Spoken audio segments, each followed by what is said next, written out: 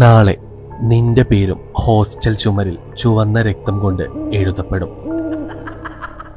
നഗരത്തിന് സമീപമുള്ള ഈ ഹോസ്റ്റൽ 10 വർഷങ്ങൾക്ക് മുന്നേ അടച്ചതാണ്. തകർന്നു വീഴാറായ ഈ ഹോസ്റ്റലിൽ നിന്നും വിചിത്രമായ ശബ്ദങ്ങൾ കേൾക്കുന്നതായി പറയുന്നു. 10 വർഷം മുന്നേ അവിടെ താമസിക്കാനെത്തിയ ഒരു പെൺകുട്ടി എത്തിയ അന്നേ ദിവസം തന്നെ ആ ഹോസ്റ്റലിലെ റൂം നമ്പർ 203 ആത്മഹത്യ ചെയ്തിരുന്നു. എന്നാൽ ഹോസ്റ്റലിൽ ചിലർക്ക് അതൊരു ആത്മഹത്യ അല്ല എന്ന് അറിയാമായിരുന്നു.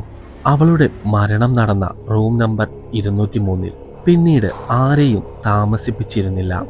എന്നാൽ 2015 പുതിയ ബാച്ച് അവിടെ എത്തിയപ്പോൾ മറ്റുള്ള മുറികളിൽ സ്ഥലം തികയാതെ വന്നപ്പോൾ 2 പേർക്ക് വേണ്ടി ഈ മുറി തുറന്നു കൊടുക്കേണ്ടി വന്നു.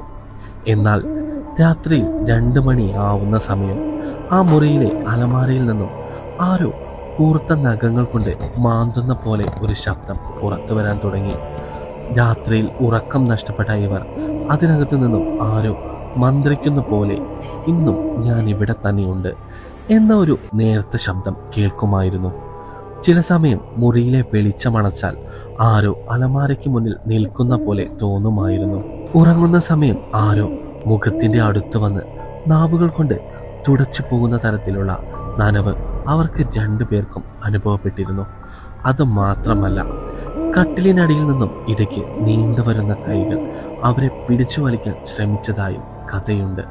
രാത്രിയിൽ അവർക്കരികിൽ മുടി അഴിച്ചിട്ടിരിക്കുന്ന ഒരു രൂപത്തെ കണ്ട് നിലവിളിച്ച അവർ അതിനുശേഷം ആ റൂമിൽ പ്രവേശിച്ചില്ല. പിന്നീട് കോളേജിന് പുതിയ ഹോസ്റ്റൽ ബിൽഡിംഗ് വന്നതോടെ ഈ ഹോസ്റ്റൽ ആരും ഉപയോഗിക്കാതെയായി. ഇന്ന് തകർന്നു വീഴാറായ കെട്ടിടം കാട് പിടിച്ചു കിടക്കുന്നു.